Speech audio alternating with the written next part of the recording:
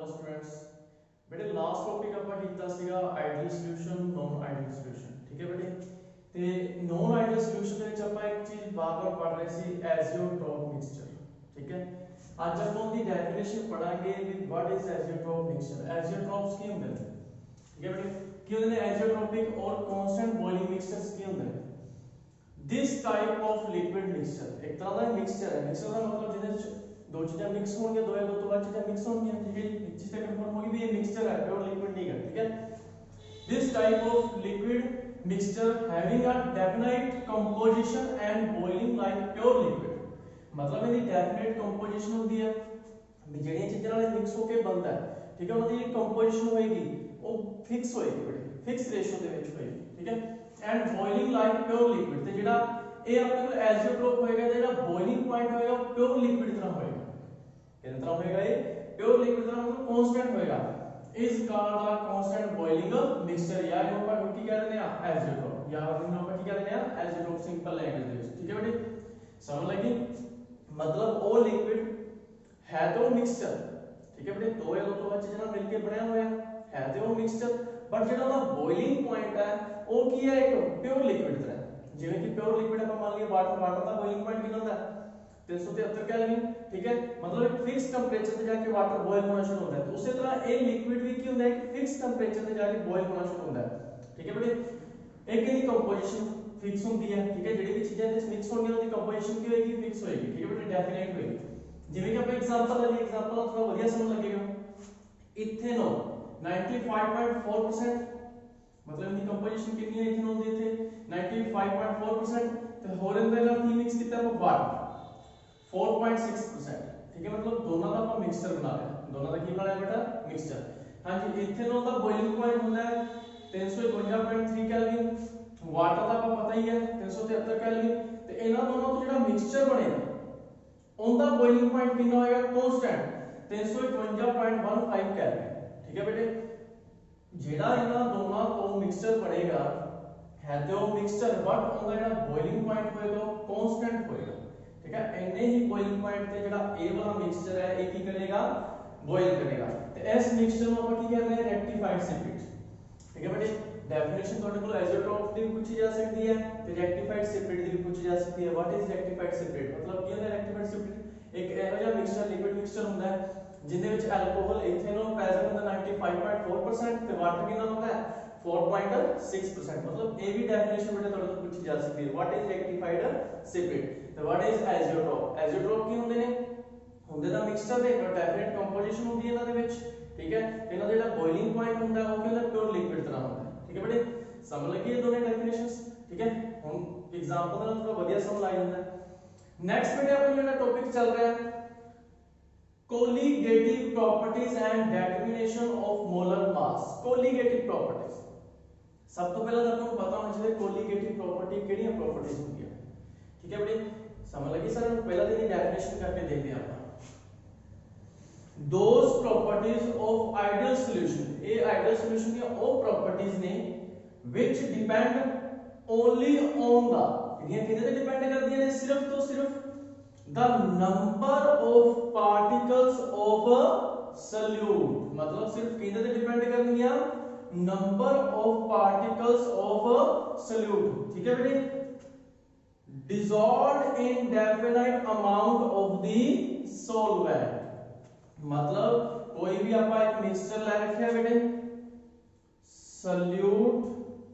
plus solvent ठीक है कुछ भी अपने को सॉल्यूशन बन गया मतलब कोलिगेटिव प्रॉपर्टीज ਕਿਹੜੀਆਂ प्रॉपर्टीज ਹੋਣਗੀਆਂ ਜਿਹੜੀਆਂ ਸਿਰਫ ਡਿਪੈਂਡ ਕਰਦੀਆਂ ਕਿਹਦੇ ਤੇ number of particles of solute number of particles of solute dissolve in solvent ਉਹਨਾਂ ਨੂੰ ਕੀ ਕਹਿੰਦੇ ਨੇ ਉਹਨਾਂ ਪ੍ਰੋਪਰਟੀਜ਼ ਨੂੰ ਆਪਾਂ ਕੀ ਕਹਿੰਦੇ ਆ colligative properties and do not depend on the nature of solute solute ਦੇ ਨੇਚਰ ਤੇ ਡਿਪੈਂਡ ਨਹੀਂ ਕਰਦੀਆਂ ਵੀ ਸੋਲਿਊਟ ਵੋਲਾਟਾਈਲ ਹੈ ਜਾਂ ਨੋਨ ਵੋਲਾਟਾਈਲ ਹੈ ਆਰ ਕਾਲਡ ਕੋਲਿਗੇਟਿਵ ਪ੍ਰੋਪਰਟੀਜ਼ ਉਹਨਾਂ ਨੂੰ ਬੇਟੇ ਆਪਾਂ ਕੀ ਕਹਿੰਦੇ ਆ कोलिगेटिव प्रॉपर्टीज समझ लगी सर आपको डेफिनेशन बहुत सिंपल ही डेफिनेशन है बेटे दोस प्रॉपर्टीज ऑफ आइडियल सॉल्यूशन या properties which depend only on the number of particles of solute मतलब ये सिर्फ किस पे डिपेंड करनी है number of particles of solute पे ठीक है बेटे ਜਿਹੜਾ ਡਿਸੋਲਵ ਕੀਤਾ ਗਿਆ ਹੈ ਸੋਲਵੈਂਟ ਦੇ ਵਿੱਚ, ਠੀਕ ਹੈ ਬੇਟੇ, ਉਹਦੇ ਤੇ ਡਿਪੈਂਡ ਕਰਨੀਆਂ। ਹਾਂ ਸੋਲਿਊਟ ਦਾ ਨੇਚਰ ਕੀ ਹੈ ਇਹਦੇ ਤੇ ਡਿਪੈਂਡ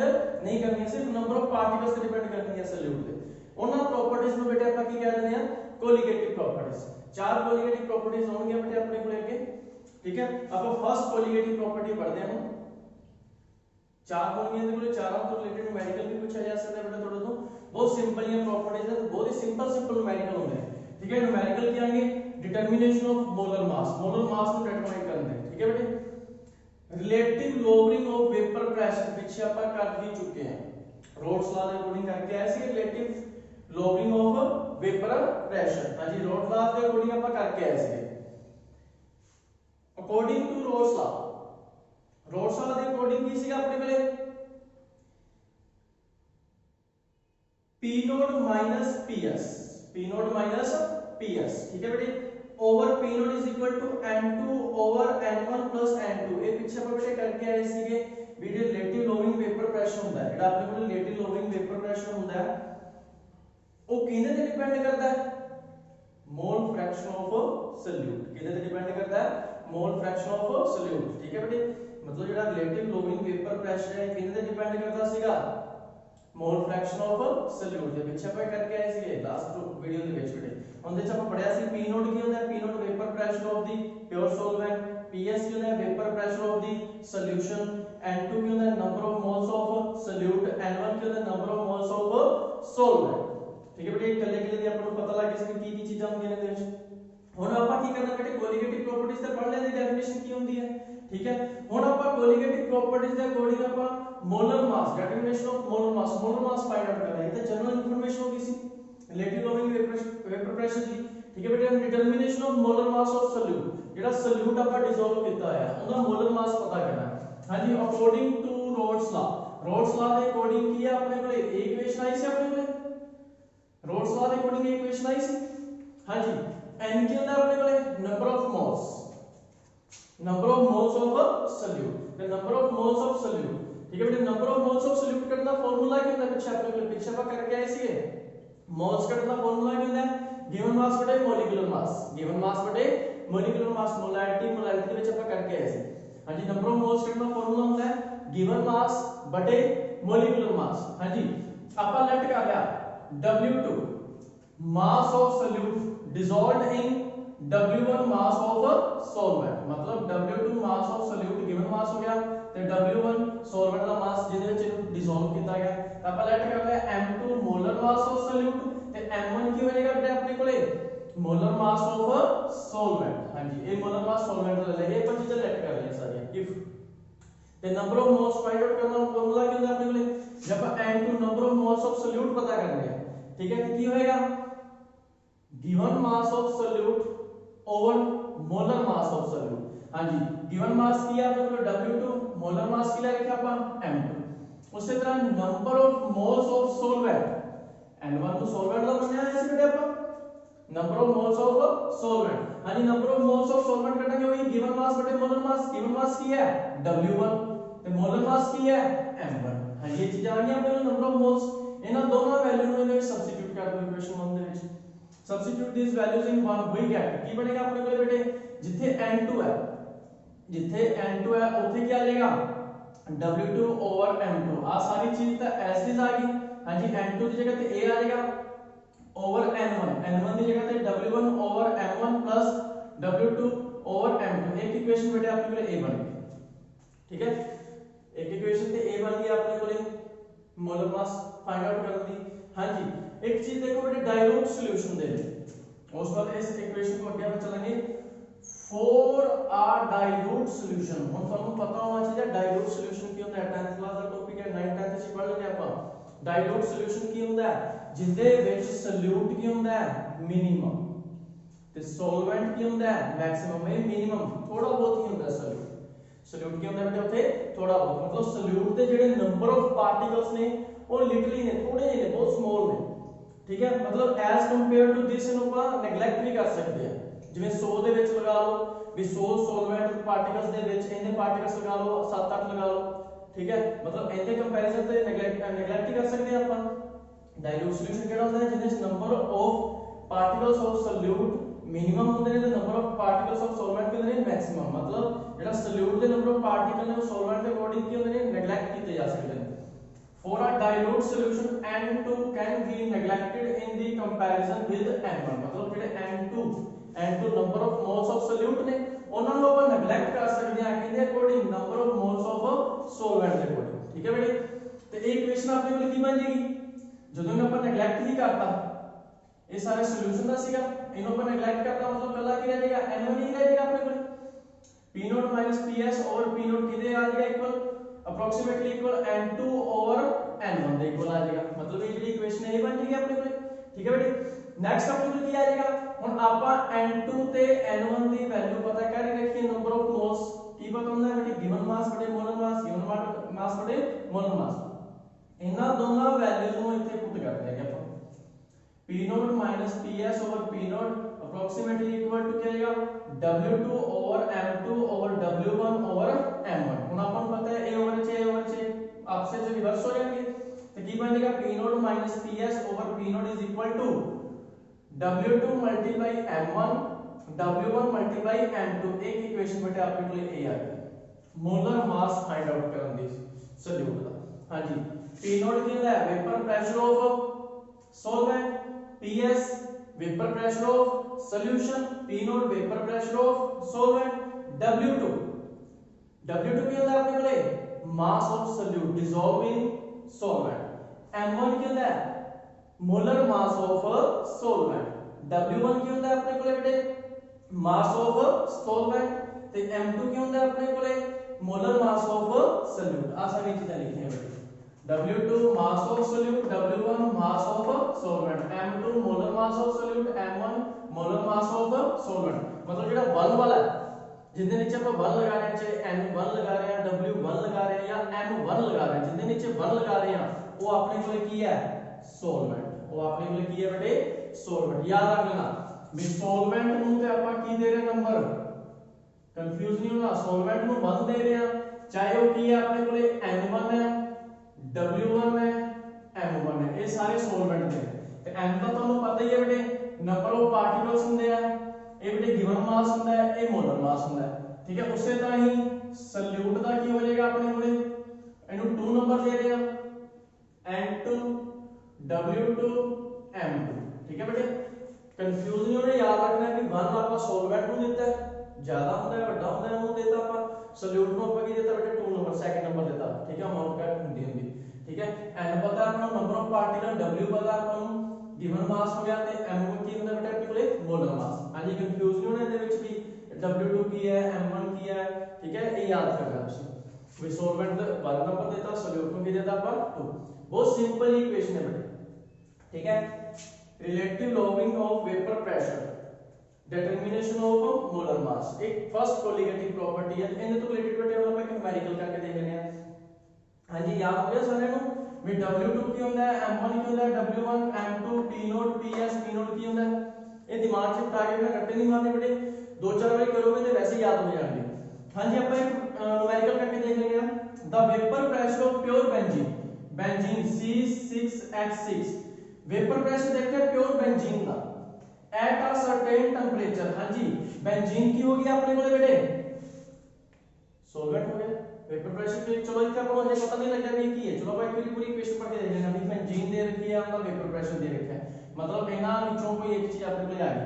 अ non volatile solid weight 0.5 gram, कोई एक नॉन वोलेटाइल सॉलिड जेड़ा है 0.5 ग्राम वेट दा is added to 39.0 gram of benzene. ਹੁਣ ਇਹ ਕਨਫਰਮ ਹੋ ਗਿਆ ਬੇਟੇ ਆਪਾਂ ਨੂੰ ਵੀ ਆਪਾਂ ਆ ਵਾਲੀ ਚੀਜ਼ ਇਹਦੇ ਵਿੱਚ ਕੀ ਕਰ ਰਹੇ ਆ ਡਿਸੋਲਵ, मतलब ਜਿਹਨੂੰ ਡਿਸੋਲਵ ਕੀਤਾ ਹੈ ਤਾਂ ਉਹ ਕੀ ਹੁੰਦਾ ਹੈ ਸੋਲਿਊਟ। ਕੀ ਹੁੰਦਾ ਆਪਣੇ ਕੋਲੇ ਸੋਲਿਊਟ, मतलब बेंजीन ਦੇ ਵਿੱਚ ਡਿਸੋਲਵ ਕਰ ਰਹੇ ਆ ਤੇ बेंजीन ਕੀ ਆਪਣੇ ਕੋਲੇ ਐਜ਼ ਅ ਸੋਲਵੈਂਟ, बेंजीन ਕੀ ਆਪਣੇ ਕੋਲੇ ਐਜ਼ ਅ ਸੋਲਵੈਂਟ। तो ਹੁਣ ਆਪਾਂ ਨੂੰ ਪਤਾ ਬੇਟੇ ਇਹ ਗਿਵਨ ਮਾਸ ਹੋ ਗਏ ਦੋਨੇ। ठीक है, ਇਹਨੂੰ ਕੀ ਲਿਖਦੇ ਆ ਆਪਾਂ ਸੋਲਿਊਟ ਨੂੰ 2 ਨਾਲ ਰਿਪਰੈਜ਼ੈਂਟ ਕਰਦੇ ਆ, ਸੋਲਵੈਂਟ ਨੂੰ ਕਿਹਨਾਂ ਰਿਪਰੈਜ਼ੈਂਟ ਕਰਦੇ ਆ 1 ਨਾਲ। ਇਹ ਗਿਵਨ ਮਾਸ ਨੇ, ਗਿਵਨ ਮਾਸ ਨੂੰ ਆਪਾਂ w ਲਿਖ ਦਿੰਦੇ ਆ, ਪਤਾ ਹੈ ਬੇਟੇ ਸਭ ਨੂੰ। हां जी, W2 गिवन की है अपने कोले नाल दे नाल लिख दे चलो W2 की है अपने कोले गिवन मास ऑफ सॉल्यूट कितना है 0.5 ग्राम। उस तो बाद अपने कोले बेटे W1 W1 ਕੀ ਆ ਆਪਣੇ ਕੋਲੇ गिवन मास ऑफ सॉल्वेंट 39.0 ग्राम। हां जी ये दोनों चीजें क्लियर हो गया। तो ਆਪਾਂ ਨੂੰ ਪਤਾ ਹੈ ਹੁਣ वेपर प्रेशर ਦੇ ਰੱਖਿਆ ਸੀ बेंजीन ਦਾ ਤੇ बेंजीन ਦਾ वेपर प्रेशर बेंजीन ਕੀ ਹੈ सॉल्वेंट है ਤੇ वेपर प्रेशर ऑफ सॉल्वेंट ਨੂੰ vapour pressure of pure solvent ਨੂੰ ਕਿਹਦੇ ਨਾਲ ਰਿਪਰੈਜ਼ੈਂਟ ਕਰਦੇ ਆਪਾਂ P नोट ਨਾਲ। ਕਿਹਦੇ ਨਾਲ ਰਿਪਰੈਜ਼ੈਂਟ ਕਰਦੇ ਆਪਾਂ P नोट ਨਾਲ। P नोट ਕਿੰਨਾ ਹੋ ਗਿਆ ਬੇਟੇ ਆਪਣੇ ਕੋਲ 0.850 ਬਾਰ। ਹਾਂ ਜੀ ਇੱਥੇ ਤੱਕ ਇਕੁਏਸ਼ਨ ਪੜ੍ਹ ਲਈ ਆਪਾਂ। ਤੇ ਉਸ ਤੋਂ ਬਾਅਦ ਮੋਲਰ ਮਾਸ ਦੇ ਰੱਖਿਆ ਬੇਟੇ benzene the of molar mass कितना लिखा है 78 ग्राम पर मोल। हां जी पीएस आपने को मोलर मास कितना दे रखा है m1 मोलर मास कितना दे रखा है बेंजीन दा 78 ग्राम पर मोल। हां जी m1 ਨਾਲ ਰਿਪਰੈਜ਼ੈਂਟ ਕਰਦੇ ਆ ਸੋਲਵੈਂਟ ਨੂੰ।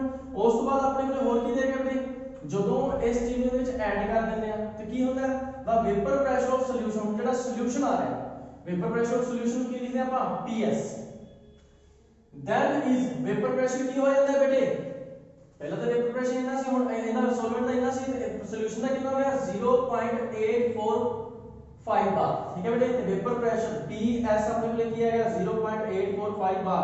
What is the molar mass of solid substance मतलब इस सॉलिड सब्सटेंस का ਆਪਾਂ मोलर मास करना है।